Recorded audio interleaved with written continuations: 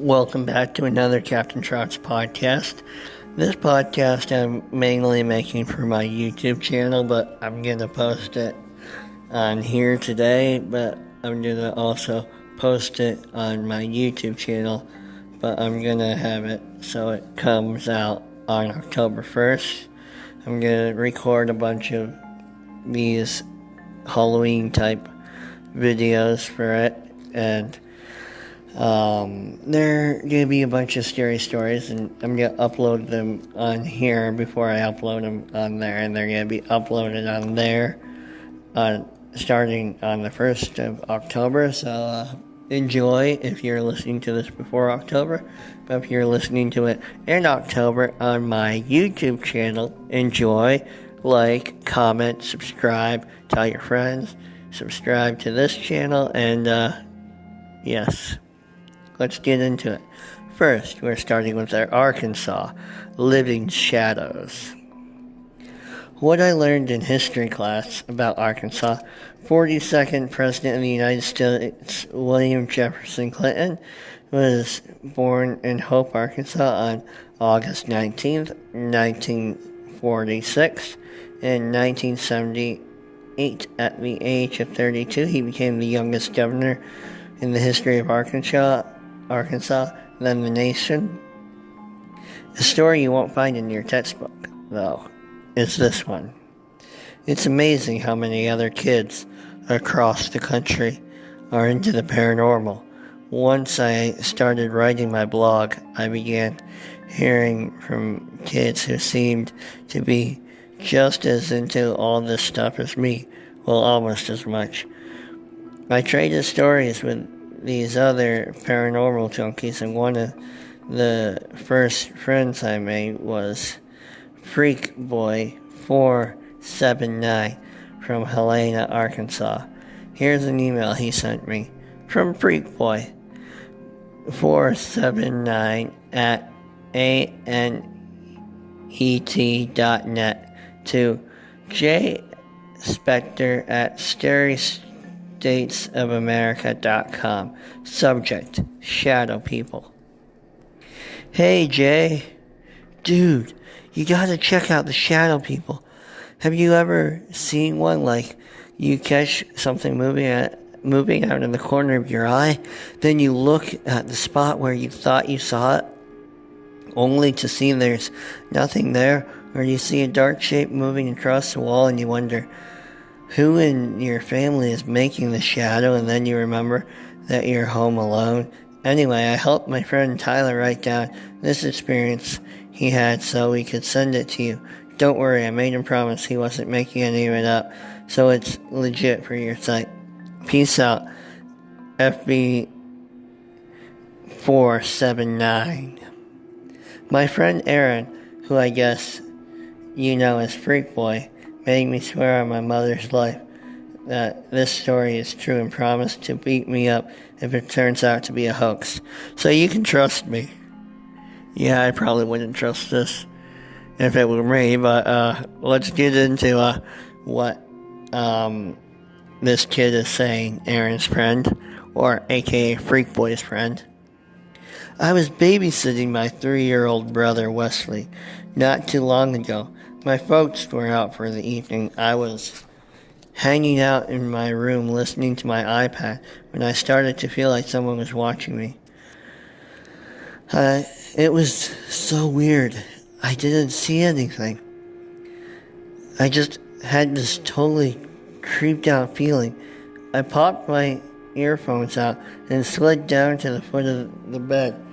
I turned my head slowly. Looking back over my shoulder, I could swear I saw something move in the corner. I blinked hard a couple of times and rubbed my eyes. When I opened them again, whatever I thought I had seen was gone.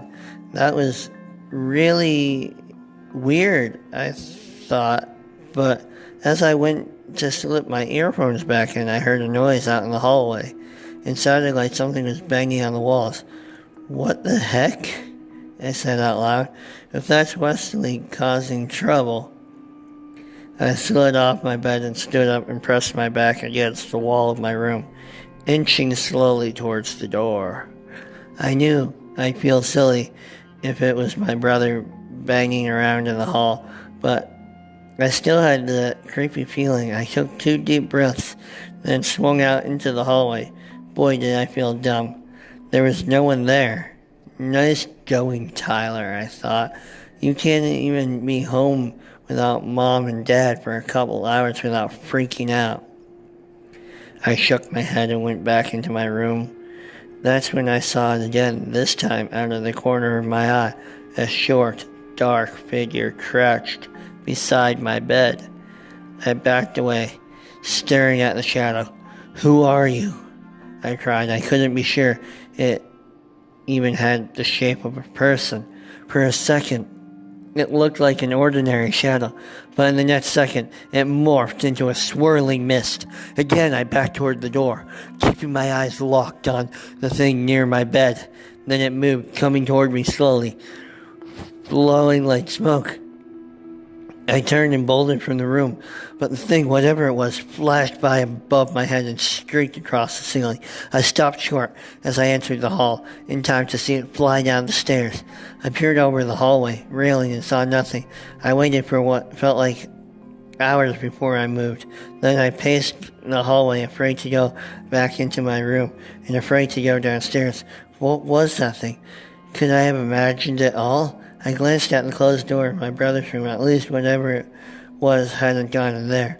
Grabbing a baseball bat from my room, I slowly made my way downstairs, my eyes wide open. At the bottom of the stairs, I held my breath and stepped into the living room with the bat raised, ready to strike. Nothing. Maybe it left the house. Squeak, squeak, squeak.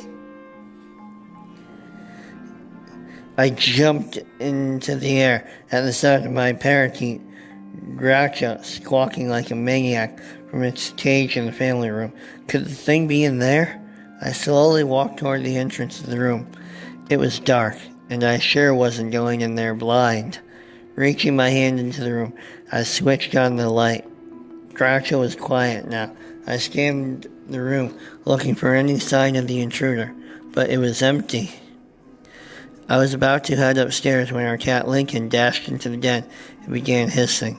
His fur stood on end, and his tail puffed up like he was ready for a fight.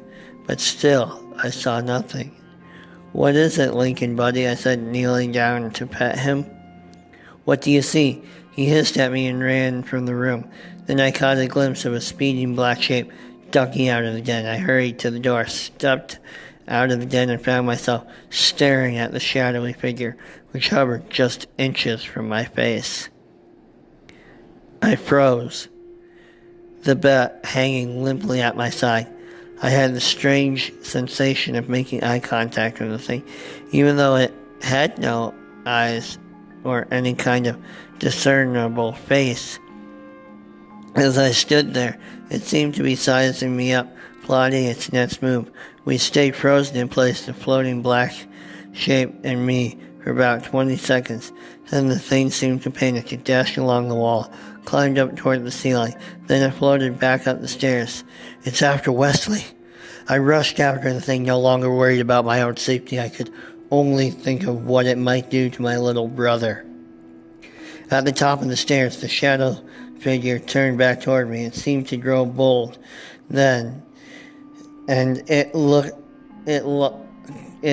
me in its blank, eyeless gaze. Once again, I was frozen where I stood.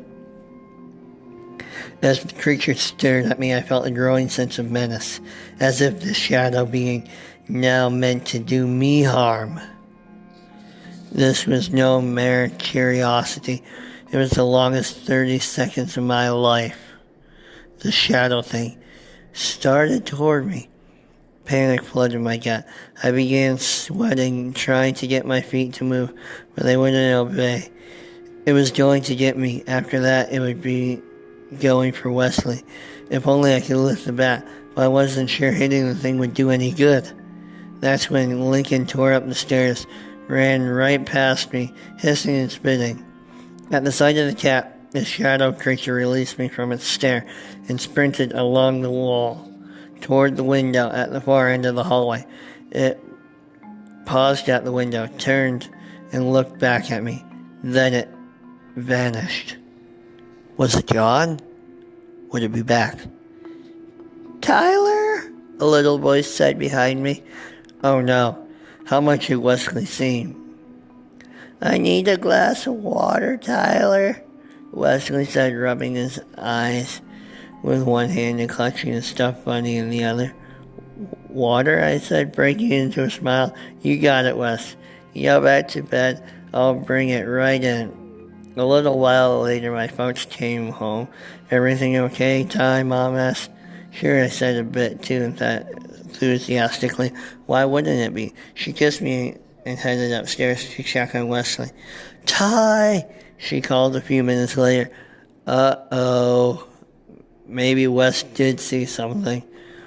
"Come up here and look at this," Mom said. I hurried up the stairs and found her standing at the window at the end of the hallway. "How did this happen?" she asked. "It was clean this morning." My eyes opened wide at the sight of 2 small handprints on the hallway window. And that is the end of that story, but if you guys want, I can read another one and post it in a couple days. So if you like this, I will be doing another one in a couple of days.